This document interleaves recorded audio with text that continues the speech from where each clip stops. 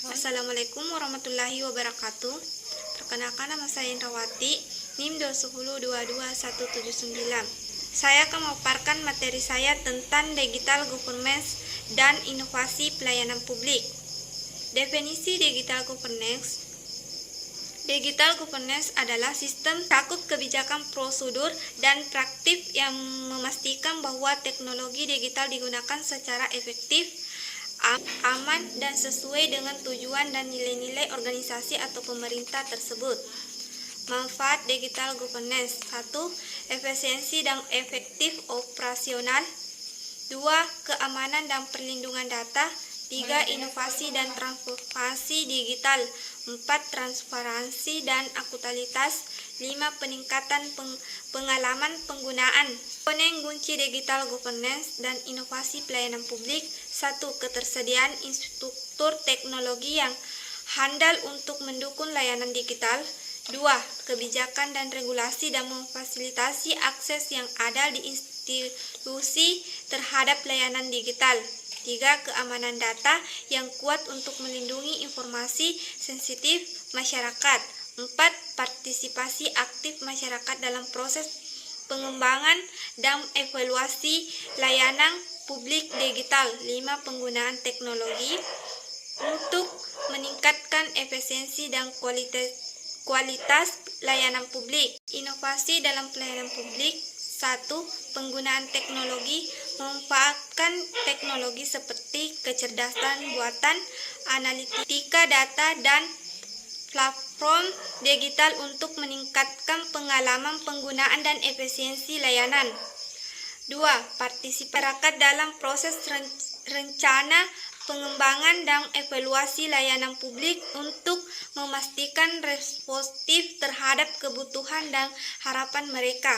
Ketiga, peningkatan aksesibilitas, menghadirkan layanan publik secara online atau melalui aplikasi mobile untuk memudahkan akses bagi semua lapisan masyarakat, termasuk mereka yang tinggal di daerah terpencil atau memiliki keterbatasan akses fisik.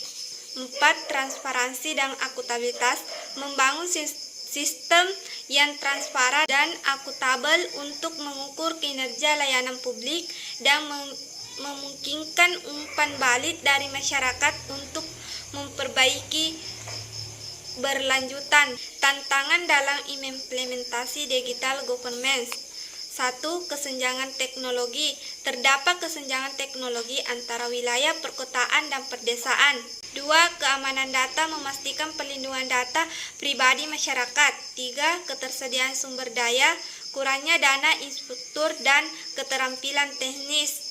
4. Perubahan budaya, mengubah budaya organisasi untuk menerima dan mengadopsi perubahan digital dapat menghadapi hambatan internal.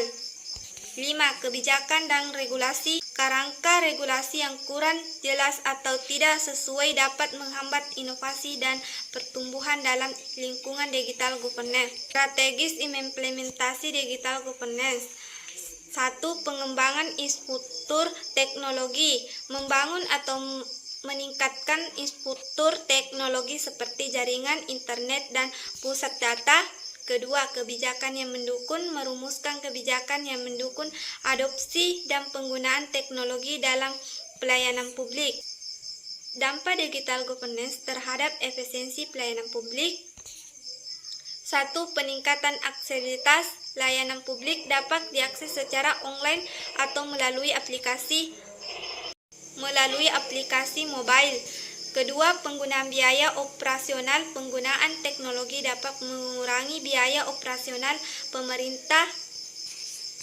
Ketiga, peningkatan efisien proses implementasi digital governance dapat mempercepat waktu respon dan penyelesaian permintaan dari masyarakat. Langkah menuju pelayanan publik yang lebih efisien. 1. Digitalisasi proses. 2. Peningkatan aksesibilitas. 3. Pelatihan dan pemberdayaan pegawai. Contoh implementasi digital governance dan inovasi pelayanan publik. 1.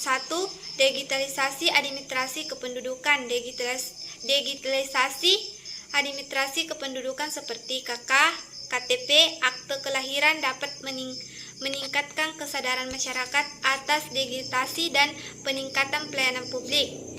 Yang kedua, implementasi good government didasarkan pada kebijakan tentang pelayanan publik dan evaluasi regulasi atau kebijakan pengulang good government. Baik, saya akan menjawab pertanyaan dari teman-teman. Yang dimana pertanyaan pertama yaitu bagaimana implementasi keamanan data yang efektif dapat mendukung transformasi digital dalam pelayanan publik, yaitu beberapa cara di mana keamanan data yang efektif dapat memberikan dukungan dalam transformasi digital. 1. Perlindungan data pribadi dengan mengimplementasikan keamanan data yang kuat. 2. Pencegahan serangan siber. Keamanan data yang efektif dapat membantu mencegah serangan siber yang dapat merusak atau mencuri data sensitif pemerintah. 3. Pengamanan infrastruktur. Transformasi digital dalam pelayanan publik sering melibatkan penggunaan infrastruktur teknologi yang kompleks. 4. Kepatuhan terhadap regulasi dengan mengimplementasikan keamanan data yang efektif. Selanjutnya dari Musdalifah, bagaimana peran interoperabilitas data dalam mendukung implementasi digital governance yang berkelanjutan dan meningkatkan inovasi dalam pelayanan publik, yaitu 1. Integrasi sistem. 2. Koordinasi yang lebih baik. 3. Peningkatan efisien.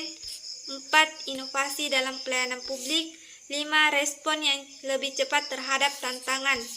Secara keseluruhan, interoperabilitas data memiliki peran penting dalam membangun ekosistem digital governance yang berkelanjutan dalam inovatif. Baik, pertanyaan selanjutnya dari Asifah, bagaimana penggunaan teknologi digital dapat membantu meningkatkan akses informasi dan meningkatkan kualitas hidup masyarakat? 1. Akses mudah dan cepat. Teknologi digital memungkinkan akses mudah dan cepat terhadap informasi dari mana saja dan kapan saja melalui internet. Yang kedua, meningkatkan akses ke layanan publik seperti pendidikan, kesehatan, perizinan, dan administrasi pemerintah kini dapat diakses secara digital. Yang ketiga yaitu pendidikan jarak jauh. Teknologi digital memungkinkan akses pendidikan kepada orang-orang di daerah terpencil atau yang memiliki keterbatasan fisik. Yang keempat, kesehatan digital. Teknologi digital juga memungkinkan pengembangan layanan kesehatan digital seperti konsultasi dokter secara online, aplikasi kesehatan, dan rekam media elektronik. Baik, pertanyaan selanjutnya dari Nur Hikmah. Jelaskan tantangan dan hambatan yang dihadapi dalam implementasi digital governance di Indonesia dan bagaimana cara mengatasinya. Terdapat beberapa tantangan dalam hambatan yang dihadapi dalam mengimplementasi digital governance di Indonesia, yaitu 1. Keterbatasan infrastruktur. Teknologi masih ada di daerah di Indonesia yang memiliki keterbatasan infrastruktur teknologi seperti akses internet yang lambat atau tidak tersedia secara merata.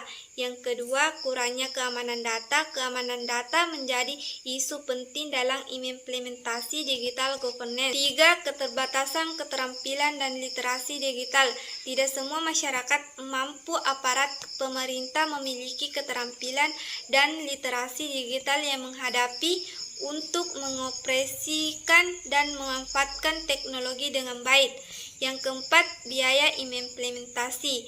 Implementasi digital governance membutuhkan investasi yang cukup besar dalam hal infrastruktur, pelatihan, dan pengembangan sistem. Untuk mengatasi tantangan dan hambatan tersebut, beberapa langkah yang dapat dilakukan yaitu peningkatan infrastruktur teknologi. 2. Penggunaan keamanan data. 3. Peningkatan literasi digital. 4. Pengembangan model pembayaran yang fleksibel. Dengan mengatasi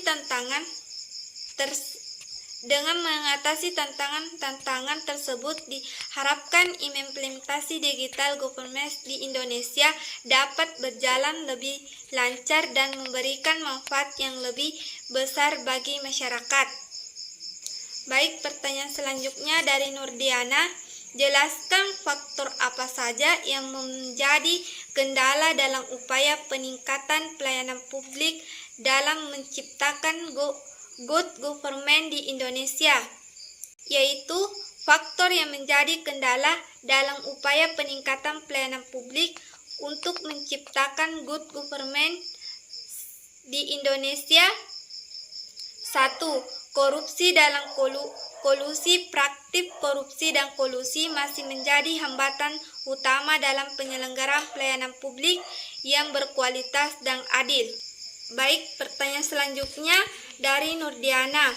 Jelaskan faktor apa saja yang menjadi kendala dalam upaya peningkatan pelayanan publik dalam menciptakan good government di Indonesia. Yaitu 1. Korupsi dan kolusi. Praktik korupsi dan kolusi masih menjadi hambatan utama dalam penyelenggaraan pelayanan publik yang berkualitas dan adil.